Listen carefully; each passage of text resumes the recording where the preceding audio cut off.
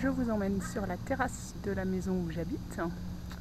Une terrasse que j'ai mis plusieurs jours à découvrir. Bon. Alors donc là nous sommes sur la terrasse.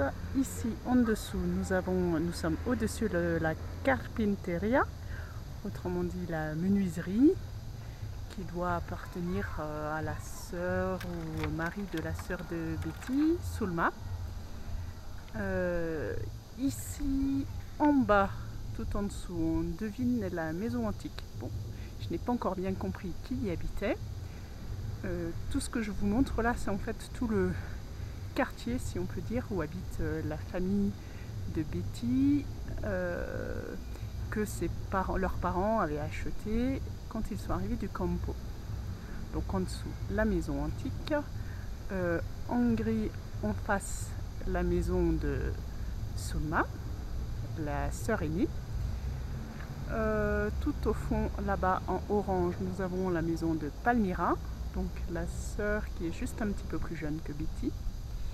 Et puis ici, juste à côté, la maison de Delia, qui n'est pas encore terminée parce qu'il n'y avait plus d'argent pour la terminer. Mais enfin, comme elle n'a pas d'enfant et pas de mari, c'est pas très grave. On peut attendre. Ici, tout au fond, entre les deux maisons, je ne sais pas si vous voyez, il y a le Christ qui surplombe en blanc, qui surplombe la ville de Cochabamba. Et puis donc, nous revoici sur la terrasse de la maison et nous allons aller jusque dans la rue pour faire le tour complet de la maison. Vous venez de voir un bus donc des années 70 qui vient de passer. Et puis donc au fond, tout au fond là-bas, vous avez les montagnes donc à 4000 mètres, sachant qu'ici on est à 2000 mètres.